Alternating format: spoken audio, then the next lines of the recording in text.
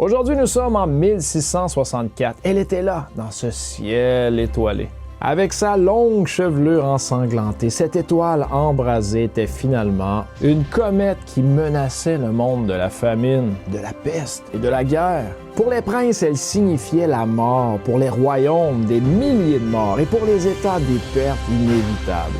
Aux bergers, elle promettait la pourriture, aux laboureurs des saisons de malheur, aux marins la tempête et aux villes la trahison civile. Cette frayeur paraît d'autant plus justifiée lorsque peu de temps après, la peste s'installe et que Londres est ravagée par les flammes.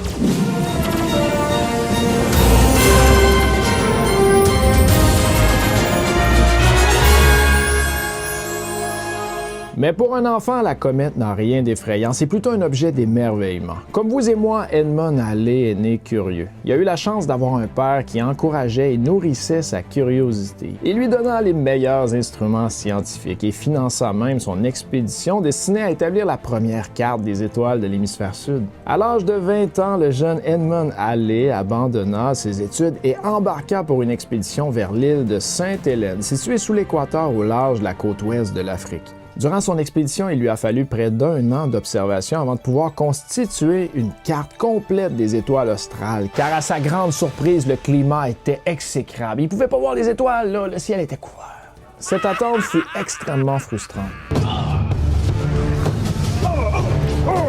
je pense que c'est correct. Je pense qu'ils ont compris. Là. Ils ont compris? Je pense qu'il était frustré, Edmund Halley, c'est correct. Les dieux et les héros de la Grèce antique allaient côtoyer les formes mythiques d'une ère et d'un monde nouveau. Lorsque Halley retourna chez lui, sa carte fut extrêmement convoitée. Les marchands et les explorateurs vont enfin pouvoir naviguer grâce aux étoiles visibles partout sur Terre. À l'époque, la Royal Society de Londres était le bureau central des découvertes scientifiques du monde entier. Sa devise Nullia in verba, en latin, résume le cœur de sa méthode scientifique et elle signifie « ne croyez personne sur parole ». En d'autres termes, remettez l'autorité en question. Et la carte des étoiles d'Halley attire l'attention du conservateur des expériences de la Royal Society. Maintenant, parlons de Robert Hooke. Il n'existe malheureusement aucun portrait authentifié de Robert Hooke, mais ses contemporains décrivent un homme maigre, courbé et laid. Un peu comme toi. Merci. Cet homme est peut-être le personnage le plus inventif qui n'ait jamais existé, mais malgré son apparence, il est l'interlocuteur le plus convoité de tout Londres. Pourquoi? Eh bien, c'était parce que la curiosité insatiable de Hooke explorait tous les domaines. Il connaissait plein de choses. Darling, be mine.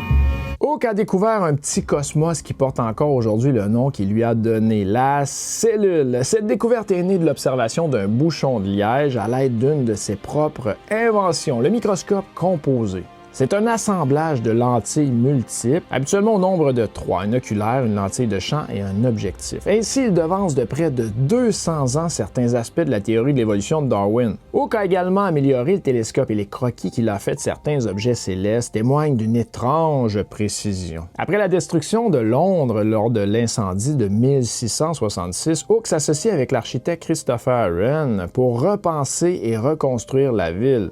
Hooke est l'expérimentateur le plus en vue de son époque. À l'aide de ressorts en spirale, il tire la loi de l'élasticité, connue aujourd'hui sous le nom de la loi de Hooke. Il perfectionne la pompe à air, la pointe de la technologie de l'époque qu'il utilise dans des expériences sur la respiration et le son. Il expérimente même...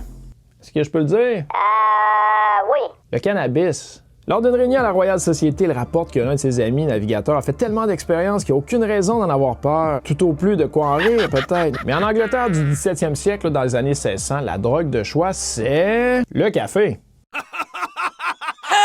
Les coffee houses surgissent partout dans Londres. Les gens s'y rendent pour s'informer, entreprendre de nouvelles aventures et viennent débattre de leurs idées. Le coffee house est un oasis d'égalité dans une société obsédée par les classes. À cet endroit, un homme modeste n'avait pas à laisser son siège à plus riche que lui, ni de se soumettre à ses opinions. C'est une sorte de laboratoire de la démocratie. Dans cette atmosphère forte en caféine, Halley et Hooke retrouvent Christopher Wren pour débattre d'un profond mystère. Pourquoi les planètes bougent-elles comme elles le font? 80 ans plus tôt, l'astronome Johann Kepler avait démontré que les planètes décrivaient des orbites elliptiques autour du Soleil et que plus une planète était proche du Soleil et plus elle se déplaçait vite. Mais pourquoi? Une force invisible du Soleil est-elle responsable de ce changement de vitesse? Et si oui, comment agit-elle? Pouvions-nous la décrire par une simple loi mathématique comme la loi de Hooke sur l'élasticité? Tout était possible, mais malgré tous ses efforts, Christopher Wren ne parvient pas à résoudre l'énigme. Il offrit une récompense à l'homme qui saura la résoudre. C'est alors que Hooke accepta la proposition. Et en plus, il ajouta qu'il avait déjà fait les calculs. Allé Enchanté était impatient de voir le travail de Hooke. Je me demande si c'est pas là au milieu. Mais les mois passèrent et Hooke ne fournit absolument rien. Il travaille sans relâche sur les calculs comme tous les autres, mais finalement, Halley se lasse des excuses de Hooke. Edmond Halley est convaincu qu'il doit y avoir quelque part quelqu'un susceptible de relever le défi. Mais pourquoi pas ce mathématicien de Cambridge? Un homme doué, il a déjà résolu des questions centrales sur la nature de la lumière des années plus tôt alors qu'il n'avait que 22 ans et il a inventé le télescope à objectif réflecteur. C'est certain qu'il ne fait pas l'unanimité, c'est un drôle de personnage. Il a disparu de la circulation plusieurs années auparavant à la suite d'une chicane obscure au sujet de Hooke et de sa découverte sur la lumière. Depuis, il vit isolé à Cambridge. Halley se demande si cet homme étrange et au dire de tous passablement caractériel pourrait réussir là où Hooke et d'autres ont échoué. Personne n'aurait pu imaginer à l'époque à quel point le monde serait changé à la suite de cette rencontre, un beau jour d'août 1684. Son nom, Isaac Newton. La suite, jeudi prochain.